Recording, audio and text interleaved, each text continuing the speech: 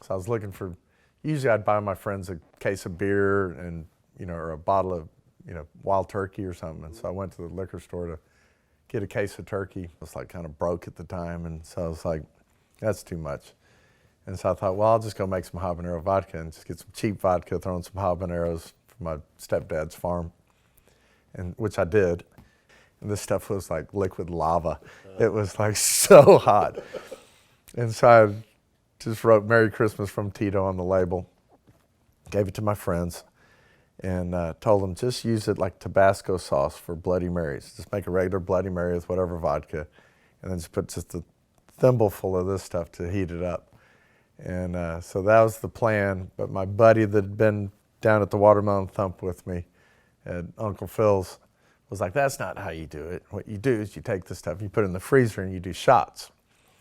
And so somebody's friend would come over to their house, from New Hampshire or something, yeah. And they'd go, hey, you want a shot of my buddy Tito's vodka? Like, yeah, sure, I'll do a shot. And then they'd go get a shot, and it'd go down nice and cold, and all of a sudden be like, what is that stuff? What was it? Like, man, my ears just opened up. It's been clogged up for 3 weeks. It just opened up. So then the next year, a friend of mine's girlfriend was like, man, you're not going to do that hot stuff again, are you? Ended up going to Whole Foods and buying organic raspberries and black cherries. And I did that year, and everybody loved it. I went to a keg party. I'm pumping on the keg, and this guy comes up, and he goes, you're the vodka guy. And I'm like pumping on a keg, and I'm like, contraire to my friend, I am the mortgage guy. And it's like, no, you're the guy that does the flavored vodkas, right? He's like, yeah, man, I tried your habanero, I tried your black cherry, I tried your orange. It's like, man, you got to sell those things. And so I started thinking, man, I should go and do this. I made flavored vodkas. I took them down to a liquor store, and the guy chased me out and put them back in my trooper, and I came back in. He's like, you can't bring liquor in a liquor store. I'm like, how else do you get it in here?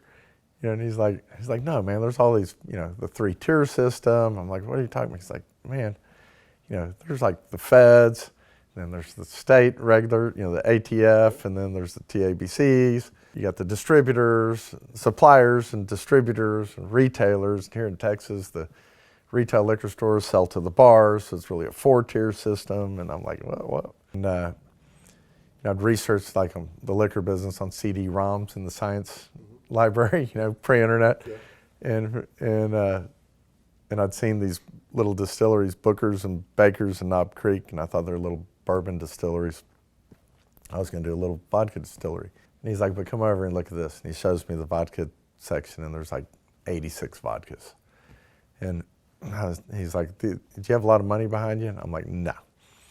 He's like, well, these are all multi-billion-dollar corporations that own all these brands, and they have the distributors right where they want them. You won't get distribution. You're out of luck. And then I went down to the Institute of Texan Cultures, and they had to see if there'd been a distillery before, and there hadn't. But in my research, I found pictures of Texas Rangers that were smashing moonshine stills. And so I just looked at the pictures of 6, 7 moonshine stills and built one kind of in the middle. Got a copper condensing coil from Home Depot, and got a little catfish frying rig from Academy Sports and Outdoors, and a little propane rig. I started brewing in 6.5-gallon carboys, and then bought every vodka I could get my hands on. I put them in cur jars and numbered them, and had my friends come over, and we blind tasted them. So my idea was just make it really smooth. If I could get somebody to just take a hot sip and they said smooth, then I was like, had a fighting chance. And I had gone to the TABC, and they told me I couldn't do it. And then I said, why? I said, because of the regs. And so I got a copy of the regs. And so I read all the regs, and I came back and said, there's nothing saying you can't have a distillery in Texas. I'm like, I read all the regs. They're like, you read the regs? I'm like, yeah, have you read the regs? And the guy's like, no, man, nobody reads the regs.